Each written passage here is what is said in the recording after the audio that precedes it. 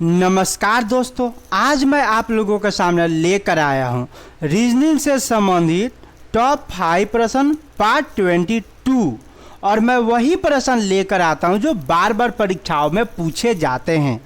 अगर आप लोगों को एक भी प्रश्न का उत्तर पता हो तो आप लोग मुझे कमेंट बॉक्स में कमेंट करके ज़रूर बताएं, तो चलेंगे और देखेंगे।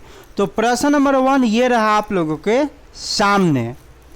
निम्नलिखित श्रेणी में लुप्त संख्या ज्ञात कीजिए। अब लुप्त संख्या आप लोगों को यहाँ पे बताना है कि यहाँ पे आंसर क्या होगा। तो चलेंगे और देखेंगे कि ये जो सीरीज चल रहा है इसमें क्या अंतर है और यहाँ पे जो आंसर होगा क्या होगा। तो चलेंगे और देखेंगे। मान लो कि यहाँ पे 5 है, 9 है, 13 है, 17 है, तो यहाँ पे क्या होगा, यहाँ पे 25 है। तो अगर मैं आप लोगों से सबसे पहले ये पूछ लूँ 5 और 9 में कितने का अंतर है, तो यहाँ पे क्या हो रहा है, +4 हो रहा है। चलो भाई आगे चलते हो। तो 9 और 13 के बीच में अगर हम डिफरेंस देखें तो +4 हो रहा है। 13 और 17 के डिफरेंस देखें तो इसमें भी +4 हो रहा है। आगे भी अब जाएंगे तो सीधी सी बात है +4 ही होगा ना। यानी जब आप लोग 5 में 4 जोड़ते हो तो आपका 9 निकल कर आता है। 9 में जब आप लोग 4 जोड़ते हो तो 13 निकल कर आता है। 13 में जब आप लोग 4 जोड़ते हो तो आपका 17 निकल के आता है। उसी प्रकार क्या करना है कि यहाँ पे आप लोगों को 17 में 4 जोड़ना है। तो 7 4 11 का 1 हो जाएगा, 1 यहाँ पे है और 1 2, यानी 21 आपका निकल के आ जाएगा। ठीक है। अब क्या करेंगे कि जब 21 में आप 4 जोड़ोगे तो आपका 25 तो दिया हुआ है। तो यहाँ पे हमारा आंसर हो जाएगा ऑप्शन नंबर सी, यानी 21 हमारा आंसर हो जाएगा। कितना इजी था, कितना इजी था। 4 4 का डिफरेंस था। आज 4 4 क्या करो, डिफरेंस है तो सब में कर दो उसी प्रकार, या जो दिया हुआ डिफरेंस उसी को उस संख्या में जोड़ दो, हमारा आंसर निकल के आ जाएगा। तो यहाँ पे हमारा आंसर निकल के आ चुका है। राइट आंसर हो जाएगा ऑप्शन नंबर सी। तो मैं उम्मीद करूँगा कि ये वाला प्रश्न आप लोग बहुत ही बढ़िया से समझ गए होंगे। अब आगे चलेंगे और देखेंगे नेक्स्ट प्रश्न क्या है। तो नेक्स्ट प्रश्न ये रहा आप लोगों के सामने। निम्नलिखित श्रेणी में से लुप्त संख्या ज्ञात कीजिए। अब यहाँ पे हमें क्या करना है कि यहाँ पे लुप्त संख्या के जगह पे बताना है कि कौन सी संख्या होगा। तो भाई चलते हैं, देखते हैं कि इसमें डिफरेंस क्या है और कैसे यहाँ पे आंसर आएगा। तो देखो यहाँ पे क्या हो रहा है कि 5 और 2 है। तो 5 और 2 में डिफरेंस देखते हो, फिर डिफरेंस तो ये तो नहीं हो रहा है। एक एक छोड़ के भी करोगे फिर भी नहीं हो रहा है। देखो ये ना दूसरे तरफ से हो रहा है। मान लो कि यहाँ पे 5 और 2 को जोड़ते हो तो हमारा 7 निकल कर आ जाता है। ध्यान देना, 5 और 2 को जोड़ते हो तो 7 आता है। अब क्या करोगे कि 2 और 7 को जोड़ोगे, यहाँ पे जोड़ोगे तो आपका 9 निकल के आ जाएगा। 9 निकल के आ जाएगा। अब क्या करना है कि इस 7 और 9 को जोड़ना है। तो हमारा कितना निकल के आ जाएगा, 16 निकल के आ जाएगा। अब क्या करना है कि 16 निकल के आ गया तो इसमें अब 9 और 16 को जोड़ना है तो हमारा 25 निकल के आ जाएगा। अब क्या करना है कि 16 और 25 को जोड़ोगे तो उसके बाद क्या हो जाएगा, हमारा आंसर निकल के आ जाएगा। तो 6 5 11 का 1 2 3 1 4 और यही हमारा आंसर हो जाएगा, यानी ऑप्शन नंबर ए। क्या हो रहा है पहले ध्यान से समझ लो। मैं नहीं चाहता कि आप लोगों को समझ ना आए। मैं तो यहाँ पे पढ़ाने आया हूँ और पूरी तरह से आप लोगों को समझाने आया हूँ। ठीक है। तो देखो क्या हो रहा है कि इन दोनों का आप लोग जोड़ोगे तो आपका 7 निकल के आ जाएगा। इस 2 और 7 को जोड़ोगे तो ये आपका 9 निकल के आ जाएगा। 7 और 9 को जोड़ोगे तो उसके बाद आपका क्या निकल के आ जाएगा, 16 निकल के आ जाएगा। इस दोनों को जोड़ोगे तो आपका 25 निकल के आ जाएगा। और इस दोनों को जोड़ने के बाद हमारा आंसर निकल के आ जाएगा। तो 6 और 5 कितना हो जाएगा, 11 का 1 2 3 1 4 और यही हमारा आंसर हो जाएगा ऑप्शन नंबर ए। तो मैं उम्मीद करूंगा कि ये वाला भी प्रश्न आप लोग बहुत ही बढ़िया से समझ गए होंगे। अब आगे चलेंगे और देखेंगे नेक्स्ट प्रश्न क्या है। तो नेक्स्ट प्रश्न ये रहा आप लोगों के सामने, निम्नलिखित श्रेणी में लुप्त आकृति को ज्ञात कीजिए। अब यहाँ पे बताना है कि यहाँ पे क्या होगा, तो चलेंगे और देखेंगे। तो देखो सबसे पहले आपको ये देखना है, इसमें इस आकृति में ना ध्यान से देखना है।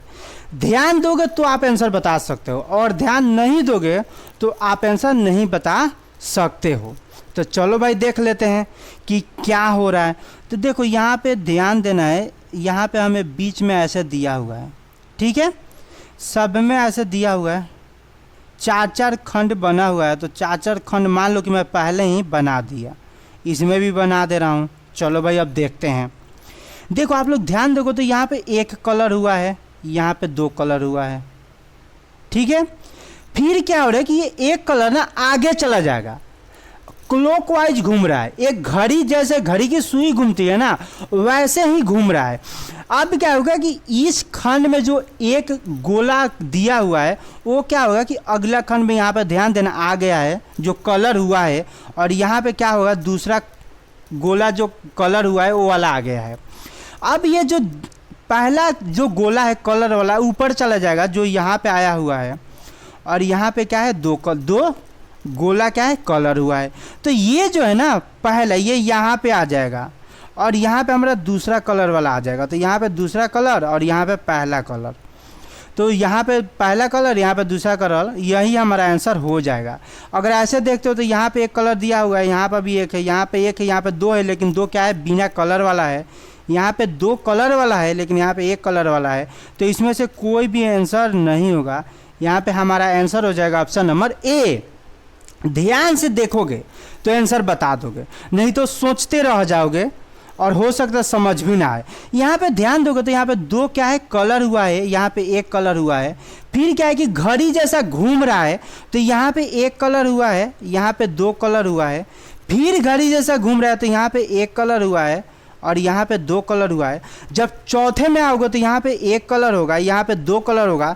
जो सिर्फ एक ही ऑप्शन में दिया हो तो क्या करोगे, तो यहाँ पे सिर्फ एक ही ऑप्शन में दिया हुआ है ऑप्शन नंबर ए में, और वही हमारा आंसर हो जाएगा। तो मैं उम्मीद करूँगा कि ये वाला भी प्रश्न आप लोग बहुत ही बढ़िया से समझ गए होंगे। अब आगे चलेंगे और देखेंगे नेक्स्ट प्रश्न क्या है। तो नेक्स्ट प्रश्न ये रहा आप लोगों के सामने, निम्नलिखित प्रश्न में आपको निम्नलिखित प्रतीकों के अनुसार दिए गए विकल्पों में से उत्तर चुनना है। तो चलेंगे और देखेंगे कि इसका आंसर क्या होगा। तो देखो ऐसे प्रश्न को कभी भी आप लोग सॉल्व करो तो ए से शुरू मत करो, क्योंकि आप लोगों को फंसाने के लिए कभी भी या तो डी आंसर होगा या तो सी आंसर होगा। क्योंकि जब आप लोग ए भी चेक करोगे, बी भी चेक करोगे, सी भी चेक करोगे, डी भी चेक करोगे, तो ऐसे क्या होता है कि टाइम ज़्यादा लगेगा। तो क्या करना है, कभी भी ऐसे प्रश्न को आप लोगों को चेक करना है नीचे से, यानी सबसे पहले हम चेक करेंगे डी। तो डी में क्या दिया हुआ है, चलेंगे यहाँ पे 6, 2, 3, 8, 4 और 13। अब यहाँ पे ऐसे खोजना है, इसमें कहाँ है, तो ये रहा। इसका अर्थ क्या दिया हुआ, भाग दिया हुआ है, तो यहाँ पे हम भाग का साइन लगा लेंगे। फिर यहाँ पे ऊपर गया तो ये रहा।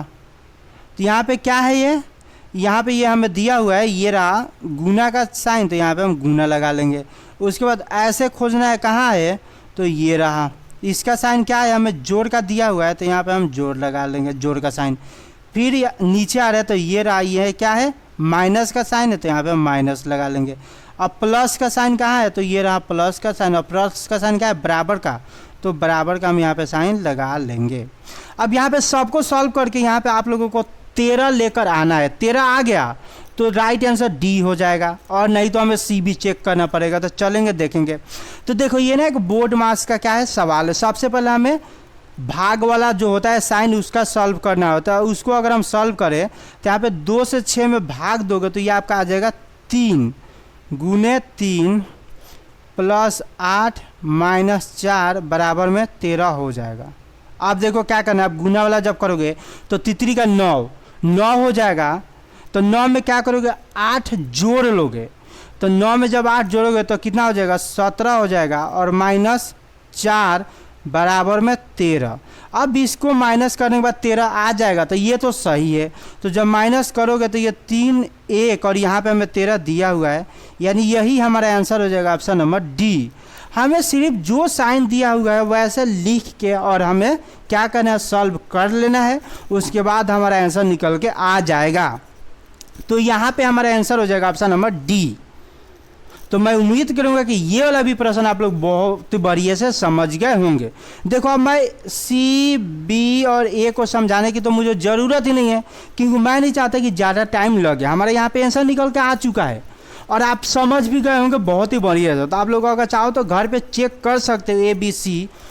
इसमें क्या होगा कि ये वाला आंसर नहीं होगा, क्योंकि हमारा आंसर निकल के आ चुका है ऑप्शन नंबर डी। अब आगे चलेंगे और देखेंगे नेक्स्ट प्रश्न क्या है और आज का लास्ट प्रश्न, क्योंकि मैं डेली 5 प्रश्न ही लेकर आता हूँ, क्योंकि मैं नहीं चाहता वीडियो बड़ी हो, मैं चाहता हूँ वीडियो छोटी हो लेकिन धमाल बड़ी हो और आप लोगों को समझ भी आए, क्योंकि मैं वही प्रश्न लेकर आता हूँ जो बार बार परीक्षाओं में पूछे गए हैं। तो चलेंगे और देखेंगे, जैसे यहाँ पे दिया हुआ 6 8 3 51 यहाँ पे दे दिया, 15 4 5 यहाँ पे 65 दे दिया, 20 5 20। तो यहाँ पे क्या होगा यही आप लोगों को बताना है। तो चलेंगे और देखेंगे इसमें क्या हो रहा है। तो देखो मान लो कि जब 6 और 8 में आप लोग गुना करते हो तो कितना आता है, तो 6 8 कितना होता है, 48 होता है। और 48 में क्या करते हो, 3 को जोड़ते हो। इसमें क्या करना है, हमें 3 जोड़ना है। तो 8 और 3 कितना होगा, 8 9 10 11 का 1 4 1 5। ये रहा 51 हमारा निकल के आ चुका है। पहले गुना फिर जोड़। अब इसमें भी क्या करोगे, गुना करोगे तो 15 चौका कितना होता है, 60 होता है। गुना किया फिर हमने जोड़ा, तो जोड़ने के बाद इसमें 5 जोड़ोगे तो कितना आ जाएगा, तो ये हमारा निकल के आ गया 5 और 6 65 जो हमें दिया हुआ है। तो अब तो आप लोग समझ गए होंगे कि इसमें क्या हो रहा है। अब इसमें भी हमें क्या करना है, गुना करना है। तो 20 पर से कितना हो जाएगा, 100। और इसमें क्या करना है, 20 को क्या करना है, हमें जोड़ना है। तो यहाँ पे 20 लिख के जोड़ दोगे तो ये हमारा निकल के आ जाएगा 120 और यही हमारा आंसर हो जाएगा, यानी राइट आंसर हो जाएगा ऑप्शन नंबर बी। तो मैं उम्मीद करूँगा कि ये वाला भी प्रश्न आप लोग बहुत ही बढ़िया से समझ गए होंगे। तो आज का क्लास यहीं तक था। अगर ये वीडियो आप लोगों को पसंद आया हो तो वीडियो को लाइक करें, अपने दोस्तों के साथ शेयर करें और चैनल को सब्सक्राइब करें। ठीक है, बाय दोस्तों, हाय बनाई दो दोस्तों।